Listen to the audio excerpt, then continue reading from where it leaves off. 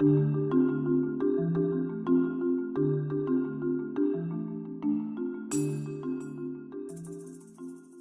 my mother, God be good to her, died in 2001, and the place was fairly derelict condition.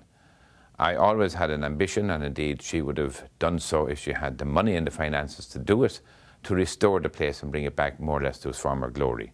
Obviously, it's not possible to do that unless you have an alternative source of income and a lot of finance. We did see an opportunity, and particularly my interior designer and now part of Pears and Peaches, Dominique Schiffman, saw many years ago when I introduced her to the place. She said this is a magnificent setting and is a very romantic setting and would be an ideal place for small weddings. And in 2004 we had our first wedding in the house consisting of 20 people. Then it came apparently clear that, listen, a one-stop shop is what is required, particularly with the changing mores, I suppose, with younger couples. And more of them now are moving away from more formal church-type weddings and want the informal, civil-type ceremonies, and yet the bride would like to walk up the aisle. So I saw, and we saw, the opportunity if we could create a medieval-style sort of ceremony room, chapel, church, call it what you like, with lots of atmosphere and spirituality, that it would be a tremendous bonus for us, you know. And of course we needed funding to do that. So our only hope basically was leader. And I contacted Siobhan Gagan. She came up and had a look at the place and all the rest of it, thought it was a good idea. And following which then we put forward our business proposal and so on and so forth, got consolidated a bit of funding from the bank. And we were approved, I think last April, by the Leader Valuation Committee, following which we started work here on the 20th of May, and we had our first wedding in here, believe it or not, on the 20th of August. And it is an absolute tremendous success. Every wedding is bespoke here, so really it's not like coming and doing the same thing. Every wedding is unique to the next one. And all our suppliers, from meat, fish, poultry, they're all local where possible, as well as the staff, which has a huge offset to people, you know, because there's a lot of, there's a good bit of unemployment in the area.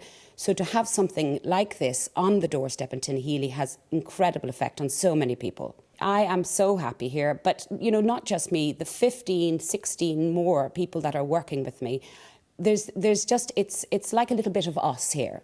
It's, you know, we've seen it develop, and now with this whole new section to it, it's really like just working in our own little business. I feel like it's my business. That's exactly how I feel. OK, I have the catering company, but we are as proud of it as we could be. Everybody who comes in here is immediately blown away. They don't expect this. I think there's so many run-of-the-mill and conveyor belt style venues out there that when people come here and they see this and how different it is and how they can adapt it to their tastes, they love it. Well, Ballybeg was a fantastic venue to begin with, but the Leader funding has really brought it to a whole other level. Having this and being able to offer this facility, a ceremony room, should be in all of these extra things. It just gives us that extra added advantage and a selling point.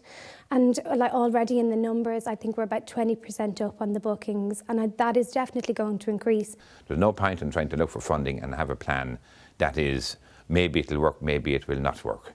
Secondly, and the most important advice I can give to genuinely anybody who is seeking funding at the present time, is to seek professional advice with respect to the application itself and the processing of the entire process. Well, without that funding, we would now be looking at 4 Sycamore trees.